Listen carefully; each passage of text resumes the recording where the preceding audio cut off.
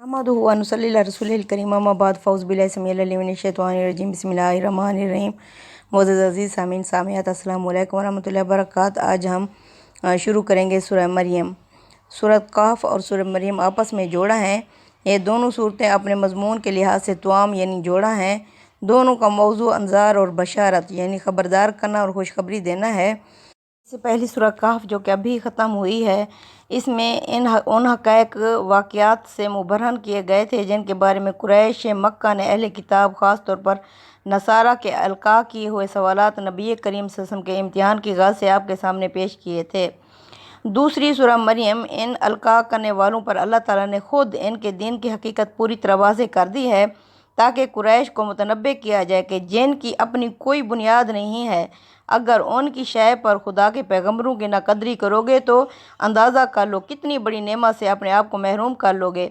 दोनों सूरतों में खिताब कुरैश से है और इनके मज़मून से वाज़ेह है कि उम्मुल कुरा मक्का में ये रसूलुल्लाह सल्लल्लाहु अलैहि वसल्लम की दावत के मरहला इत्माम हुज्जत में उस वक्त नाज़िल हुई जब हिजरत का मरहला करीब आ गया था। इस सूरह का ज़माना नज़ूल हिजरत हबशा से पहले का है। मोतबर रिवायत से मालूम होता है कि मुहाजिरीन इस्लाम जब निजाशी के दरबार में बुलाए गए थे, उस वक्त हज़रत जाफ़र ने यही सूरह भरे दरबार में तिलावत की। कुरैश के सरदारों का जब जुल्म सितम मुसलमानों पर हद से ज़्यादा हो गया, जब उन्होंने मुसलमानों पर तज़हीक, इस्तेहज़ा, इत्तमा, तख़वीफ़ और झूठे इल्ज़ामात की तशहीर से तहरीक इस्लामी को दबाने में नाकाम हो गए, तो उन्होंने मुसलमानों के ऊपर जुल्म सितम, मार पीट, मुआशी दबाव के हथियार इस्तेमाल करने शुरू किए। हर कबीले के लोगों ने अपने अपने कबीले के नौ मुस्लिमों को तंग करना, पकड़ना, तरह तरह से अज़ीज़ें तकलीफ़ें पहुँचाना, कैद करके, भूखा प्यासा तकलीफ़ें दे दे के, हत्ता कि सख्त जिस्मानी अज़ीज़ें दे दे के इन्हें इस्लाम छोड़ने पर मजबूर करने की कोशिश की। इस सिलसिले में खसूसियत के साथ गरीब लोग, वो ग़ुलाम मवाली जो कुरैश के ज़ेर दस्त थे और ये उन्हें तरह तरह से अज़ीज़ें पहुँचाते थे, बुरी तरह से उन्हें पीस डाला। मसलन बिलाल हबशी, आमिर बिन फ़हमीरा, उम्मे उबैस, ज़ुनैरा, अमार बिन यासिर और इनके वालिदैन वगैरह, इन लोगों को मार मार कर अधमुआ कर दिया जाता था, भूखा प्यासा बंद रखा जाता था, मक्के की तपती हुई रेत पर चिलचिलाती धूप में लिटा दिया जाता था और सीने पर भारी पत्थर रख कर घंटों तड़पाया जाता था। जो लोग पेशावर थे इनसे काम ले लिया जाता था, उजरत अदा करने में परेशान किया जाता था। इसी तरह जो लोग तिजारत करते थे इनके कारोबार को बर्बाद करने की कोशिशें की जाती हैं और मुआशरे में जो कुछ इज़्ज़त का मकाम रखते थे उनको हर तरीके से ज़लील और रुसवा किया जाता। इसी ज़माने का हाल बयान करते हुए हज़रत खुबाब कहते हैं कि एक रोज़ नबी करीम सल्लल्लाहु अलैहि वसल्लम काबे के साए में तशरीफ़ फरमा थे। मैंने आपकी खिदमत में हाज़िर होकर अर्ज़ किया, या रसूलुल्लाह सल्लल्लाहु अलैहि वसल्लम, अब तो जुल्म की हद हो गई है, आप खुदा से दुआ क्यों नहीं फरमाते? ये सुनकर आप सल्लल्लाहु अलैहि वसल्लम का चेहरा मुबारक तमतमा उठा और आपने फरमाया, तुमसे पहले जो अहले ईमान थे उन पर इससे भी ज़्यादा मज़ालिम हो चुके हैं। इनकी हड्डियों पर लोहे की कंघियाँ घिसी जाती थीं, इनके सरों पर रख कर आरे चलाए जाते थे, फिर भी वो अपने दीन से ना फिरते थे।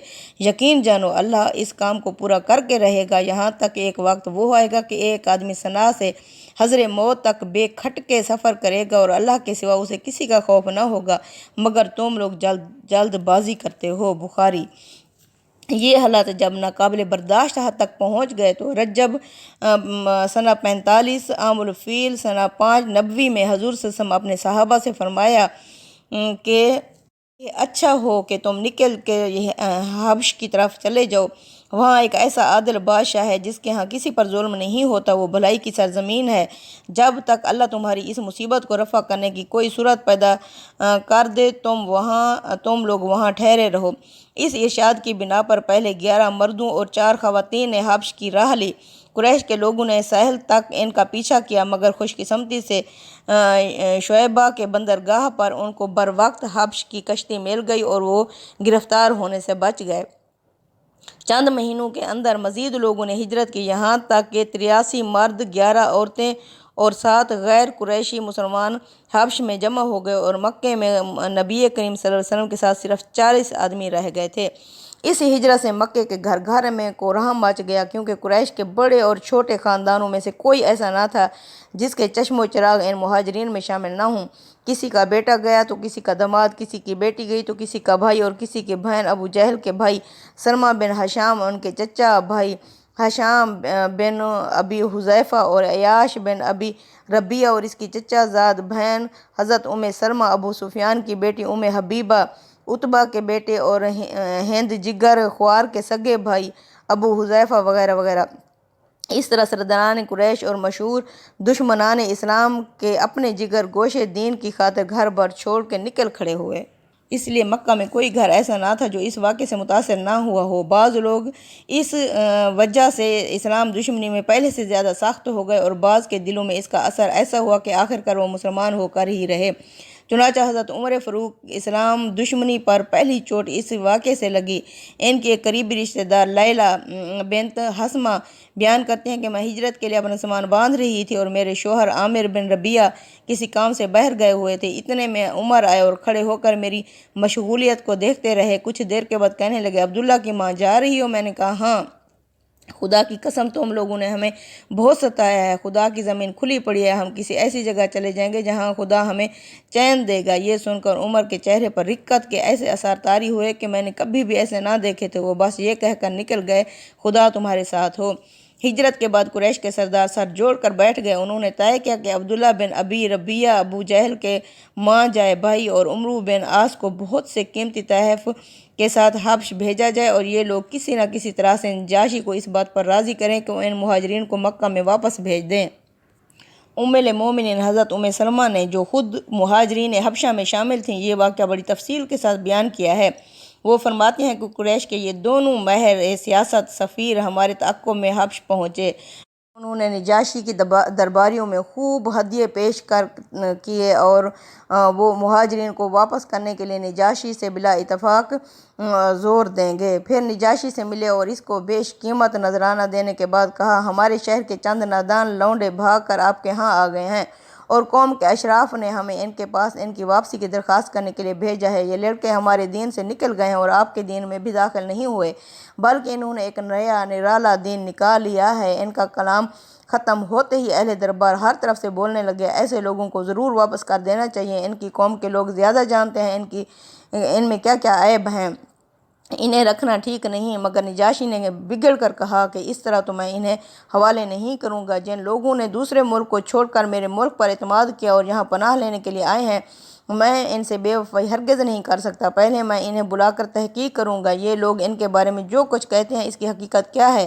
چنانچہ نجاشی نے اصحاب رسول صلی اللہ علیہ وسلم کو اپنے دربار میں بلا بھیجا۔ نجاشی کا پیغام سن کر سب مہاجرین جمع ہوئے۔ انہوں نے باہم مشورہ کیا کہ بادشاہ کے سامنے کیا کہنا ہے۔ آخر سب نے بلا اتفاق یہ فیصلہ کیا کہ نبی کریم صلی اللہ علیہ وسلم نے جو ہمیں تعلیم دی ہے تو ہم وہی بے کم و کاست پیش کریں گے، خواہ نجاشی ہمیں رکھے یا نکال دے۔ دربار میں پہنچے تو چھوٹتے ہی نجاشی نے سوال کیا، یہ تم لوگوں نے کیا کیا؟ اپنی قوم کا دین چھوڑا اور میرے دین میں بھی داخل نہ ہوئے، نہ دنیا کے دوسرے ادیان میں ہی کسی کو اختیار کیا، آخر یہ تمہارا نیا دین کیا ہے؟ اس پر مہاجرین کی طرف سے حضرت جعفر بن ابی طالب نے ایک برجستہ تقریر کی جس میں پہلے عرب جاہلیت کی دینی، اخلاقی، معاشرتی خرابیوں کو بیان کیا، پھر نبی کریم صلی اللہ علیہ وسلم کی بعثت کا ذکر کر کے بتایا کہ آپ صلی اللہ علیہ وسلم کی تعلیمات پیش فرماتے ہیں، پھر آپ ان مظالم کا ذکر کیا جو حضور صلی اللہ علیہ وسلم کی پیروی اختیار کرنے والوں پر قریش کے لوگ ڈھا رہے تھے، اور اپنا کلام اس بات پر ختم کیا کہ دوسرے ملکوں کے بجائے ہم نے آپ کے ملک کا رخ اس امید پر کیا کہ یہاں پر ظلم نہ ہوگا۔ نجاشی نے یہ تقریر سن کر کہا، ذرا مجھے وہ کلام تو سناؤ جو تم کہتے ہو کہ خدا کی طرف سے تمہارے نبی پر اترا ہے۔ حضرت جعفر نے جواب میں سورہ مریم کا وہ ابتدائی حصہ سنایا جو حضرت یحییٰ اور حضرت عیسیٰ علیہ السلام سے متعلق ہے۔ نجاشی اس کو سنتا رہا اور روتا رہا یہاں تک اس کی داڑھی تر ہو گئی۔ جب حضرت جعفر نے تلاوت ختم کی تو اس نے کہا، یقیناً یہ کلام جو کچھ عیسیٰ لائے تھے دونوں ایک ہی سرچشمے سے نکلے ہیں، خدا کی قسم میں تمہیں ان لوگوں کے حوالے ہرگز نہ کروں گا۔ دوسرے روز عمرو بن العاص نے نجاشی سے کہا، ذرا ان لوگوں سے بلا کر یہ تو پوچھئے کہ عیسیٰ بن مریم کے بارے میں ان کا عقیدہ کیا ہے، یہ لوگ ان کے متعلق ایک بڑی بات کہتے ہیں۔ نجاشی نے پھر مہاجرین کو بلا بھیجا۔ مہاجرین کو پہلے سے عمرو کی چال کا علم ہو چکا تھا۔ انہوں نے جمع ہو کر پھر مشورہ کیا کہ نجاشی نے عیسیٰ علیہ السلام کے بارے میں سوال کیا تو کیا جواب دو گے؟ موقع بڑا نازک تھا اور سب اسی سے پریشان تھے، مگر پھر بھی اصحاب رسول صلی اللہ علیہ وسلم نے یہی فیصلہ کیا کہ جو کچھ ہوتا ہے ہو جائے، ہم وہی بات کہیں گے جو اللہ نے فرمائی ہے اور اللہ کے رسول صلی اللہ علیہ وسلم نے سکھائی ہے۔ چنانچہ جب یہ لوگ دربار میں گئے اور نجاشی نے عمرو بن العاص کا پیش کردہ سوال ان کے سامنے دہرایا تو جعفر بن ابی طالب نے اٹھ کر بلا تأمل کہا، ہوا عبداللہ و رسول ہی، کہ وہ اللہ کے بندے اور اس کے رسول ہیں اور اس کی طرف سے ایک روح اور ایک کلمہ ہے جسے اللہ نے کنواری مریم پر القاء کیا۔ نجاشی نے سن کر ایک تنکا زمین سے اٹھایا اور کہا، خدا کی قسم جو کچھ تم نے کہا ہے اس تنکے کے برابر بھی زیادہ نہیں تھے۔ اس کے بعد نجاشی نے قریش کے بھیجے ہوئے تمام ہدیے یہ کہہ کر واپس کر دیے کہ میں رشوت نہیں لیتا، اور مہاجرین سے کہا کہ تم بالکل اطمینان کے ساتھ میرے ملک میں رہو۔ چلتے ہیں سورہ کی طرف۔ بسم اللہ الرحمن الرحیم۔ شروع اللہ کے نام سے جو حد سے زیادہ رحمان جو حد سے زیادہ رحیم ہے۔ کاف ہا یا عین صاد۔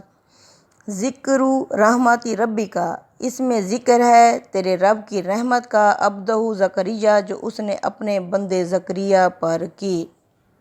یہ زکریا علیہ السلام کون تھے جن کا یہاں ذکر ہو رہا ہے؟ حضرت ہارون کے خاندان سے تھے۔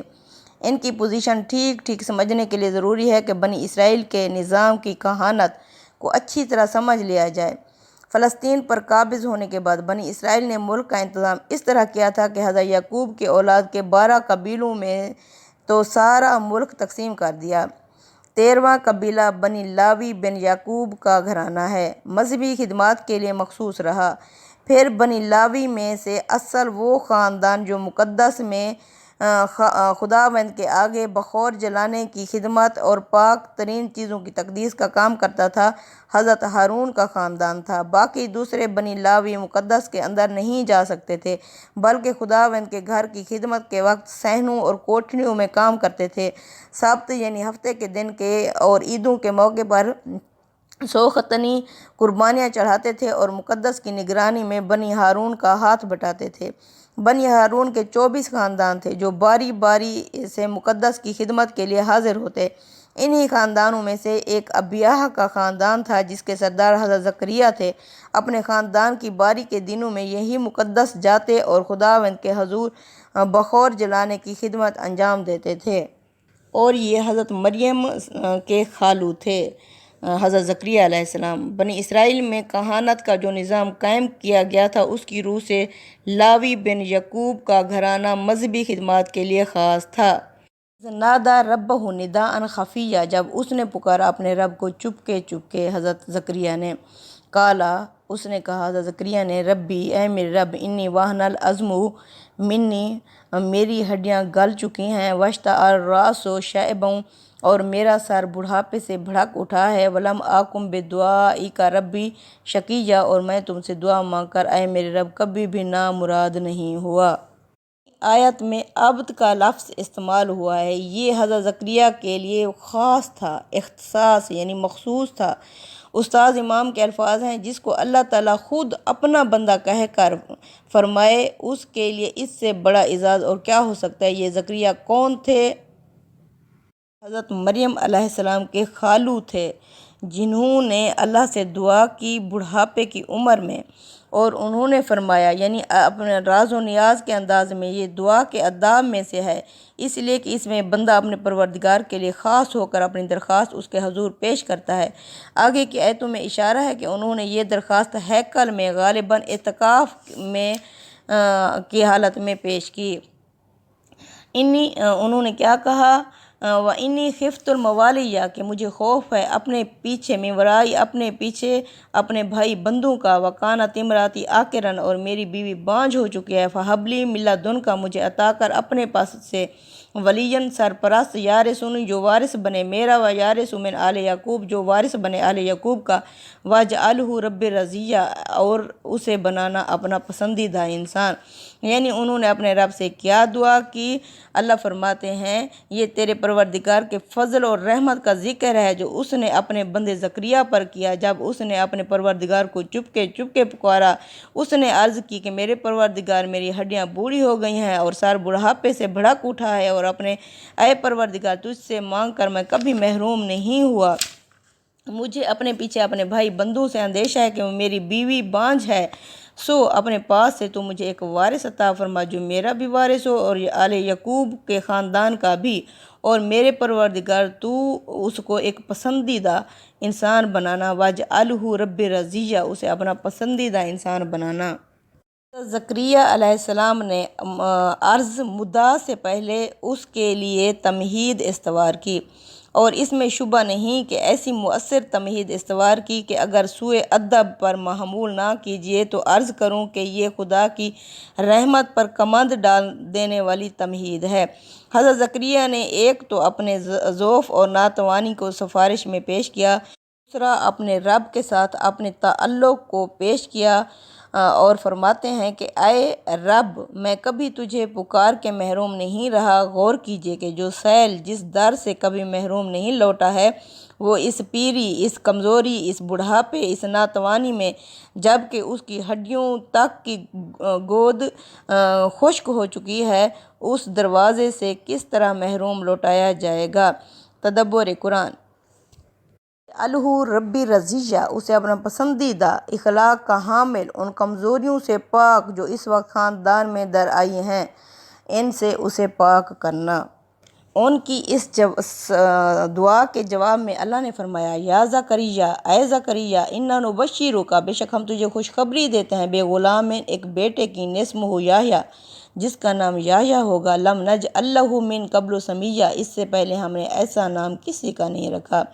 کالا، تو اس کے جواب میں کہا حضرت زکریا نے، ربی، اے میرے رب، انا یکون لی غلام، کہاں سے ہو سکتا ہے مجھے بیٹا، وکانت امراتی عاقرا، اور میری بیوی بانجھ ہو چکی ہے، وقد بلغت من الکبار عتیہ، اور میں بڑھاپے کی حد کو پہنچ چکا ہوں۔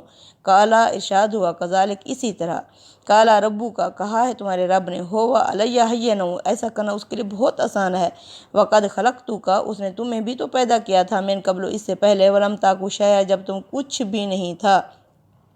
کالا، تو کہا حضرت زکریا نے، ربی، اے میرے رب، جعل لی آیات، میرے لیے کوئی نشانی مقرر کر۔ کالا آیاتک، اللہ تو کل مناسا ثلاثہ،